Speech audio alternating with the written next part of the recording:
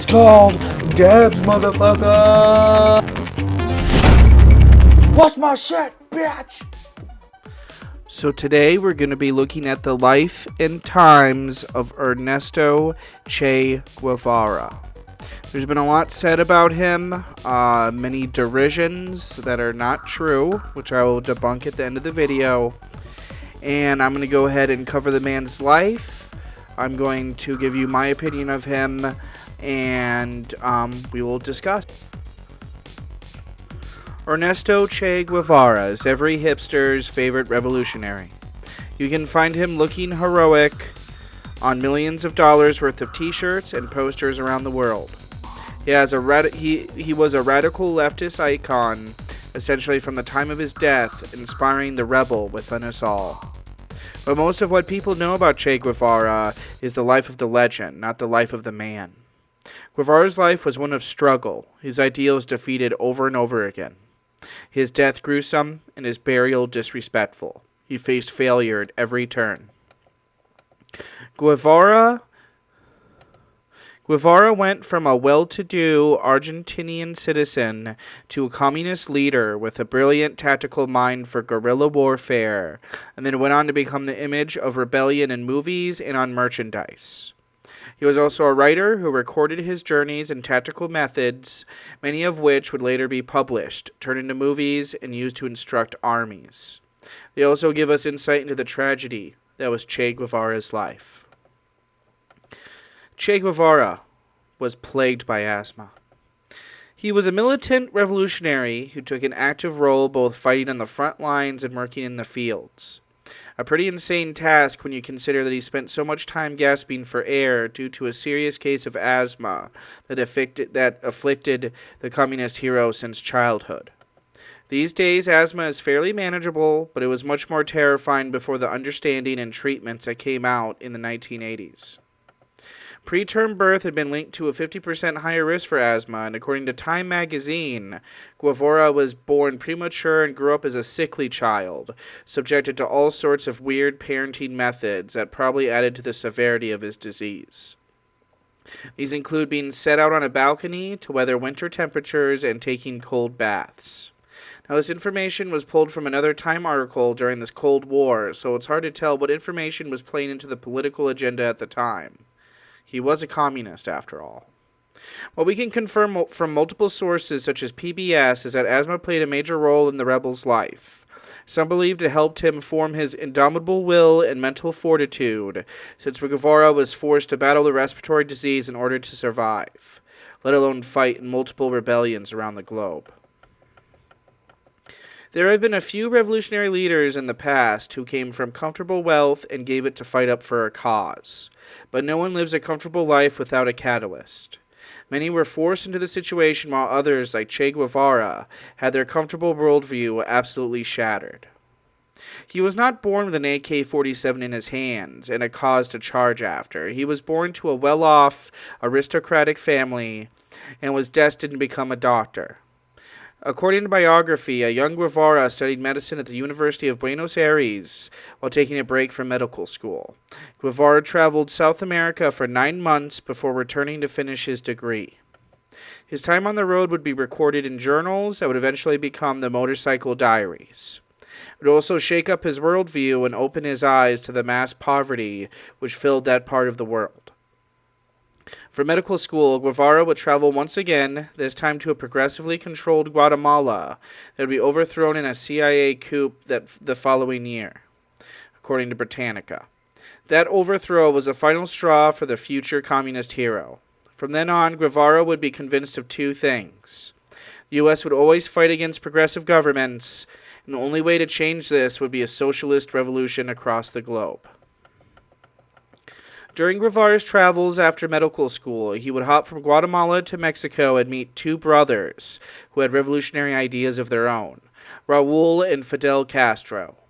And with this fateful meeting came Guevara's descent down the revolutionary rabbit hole. At this time, according to Britannica, the Castro brothers were exiles from Cuba who was set on returning to their home country and overthrowing the then current regime. Che Guevara was a young man with a yearning to join a cause similar to what the Castros were trying to achieve. Guevara joined the two brothers in the 26th of July movement, the insurgent movement into Cuba, which kicked off for Guevara when he and roughly 80 men landed on the shores of the island nation after several days of traveling on a small yacht. To the company's surprise, the Cuban forces had caught wind of the invasion. A patrol boat spotted the insurgents and opened fire. According to history today, all of the invaders made it out alive, but were ambushed 3 days later.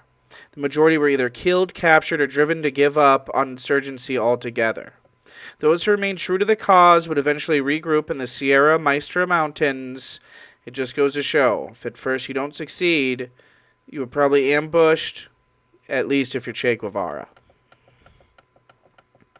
Che Guevara was many things, but he definitely wasn't an economist, which was the exact position he found himself in after Fidel Castro took power in Cuba. Castro fired the former president of the National Bank and gave the title to Guevara. According to CNBC, Castro admitted after the fact that it was a regrettable decision, saying he put them out of trust and not because he was a good man for the job. A common joke about Guevara from the 60s states that Castro, while deciding who would run the National Bank, asked who among his lieutenants was an economist. Guevara raised his hand. When informed of his new position, he admitted to mishearing Castro, thinking his leader had asked, "Who here is a communist?" It's a terrible goddamn joke.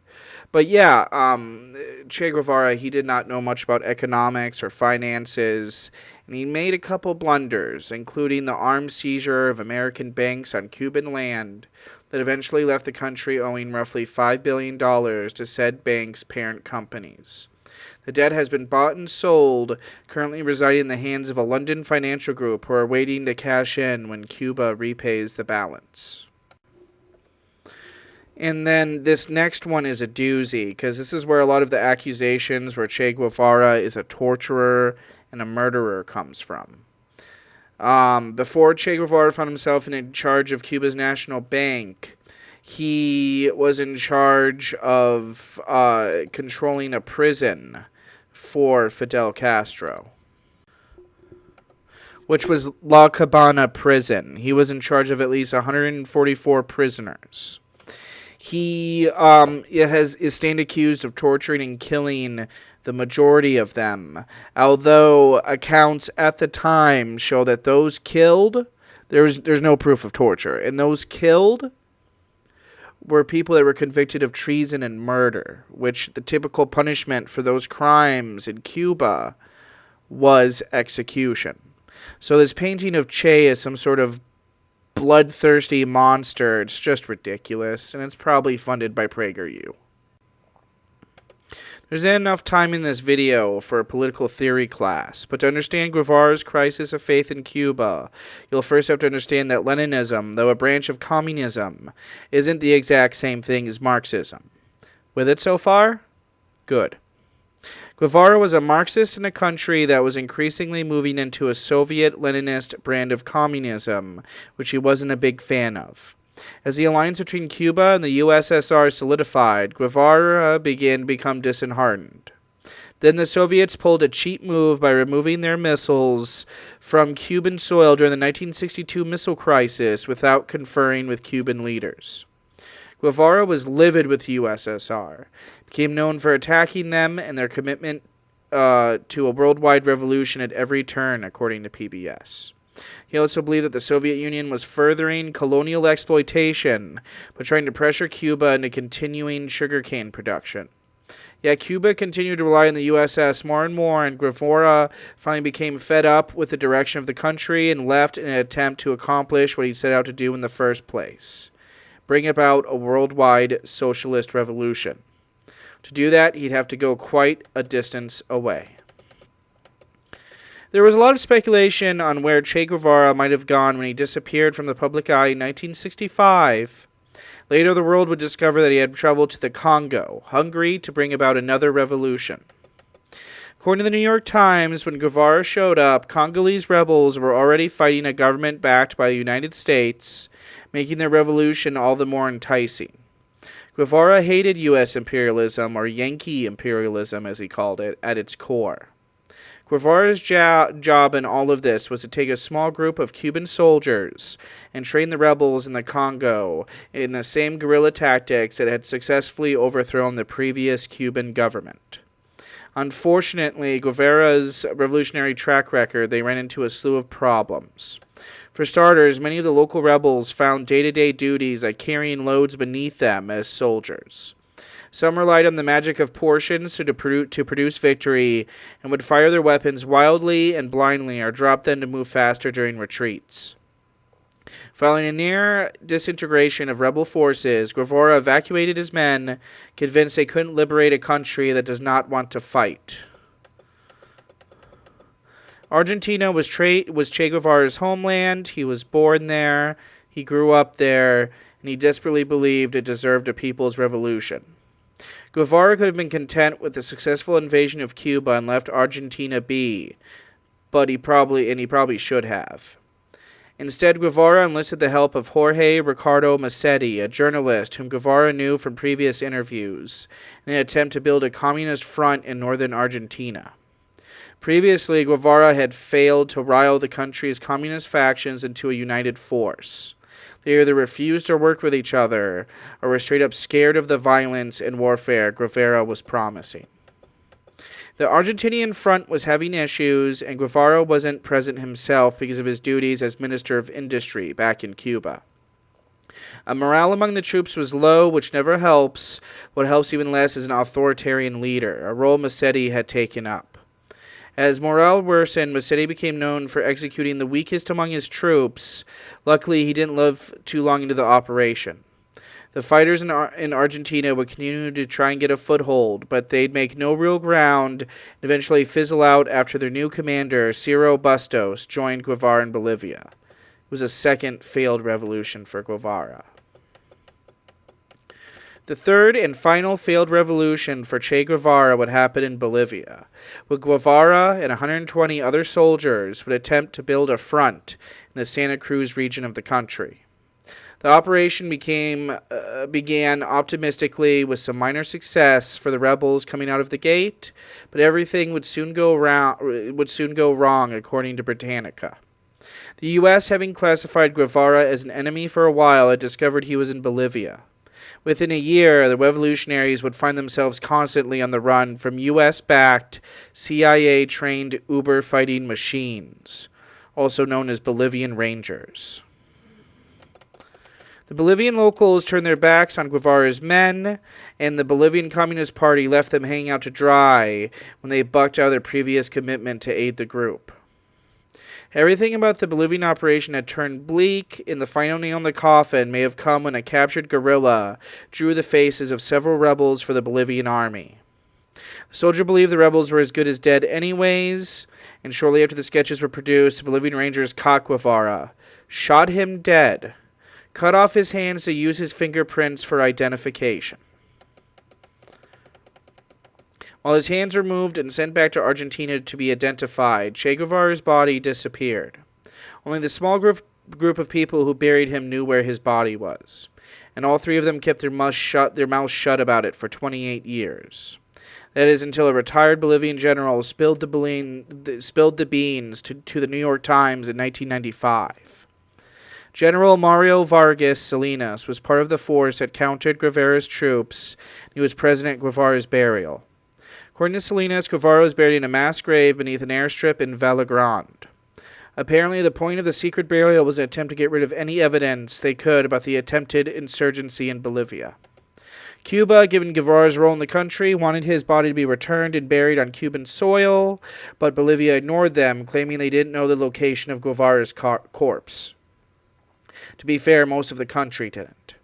He was buried with tractors alongside 6 other rebels in the middle of the night, and they were covered up by morning. Since the general came forward, Cuba has recovered Guevara's remains. He has been given a funeral with full military honors in 1997. He currently lives in a mausoleum in Santa Clara, Cuba.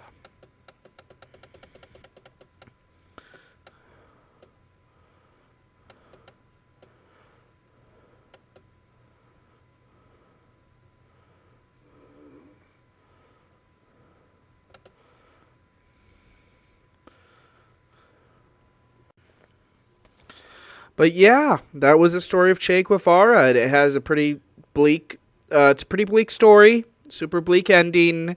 But yeah, a lot of these accusations about Che Guevara just are not true. He was a revolutionary. He did kill people because he was a soldier. But he was not known to torture people or to order torture. And he certainly did not just kill prisoners willy-nilly left and right. They were convicted of crimes like treason, turning on your fellow soldier, murder. And I'm sorry, in war, people get executed. It happens all the time.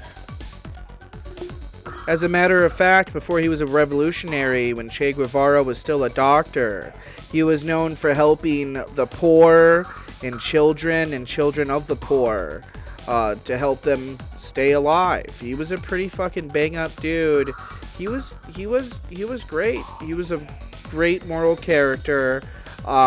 He didn't give up. He was constantly fighting, and I think that's why people find him inspiring, because he was a real man. He lived by his morals, he stood by his principles, and he fought when it was required. That's what we need.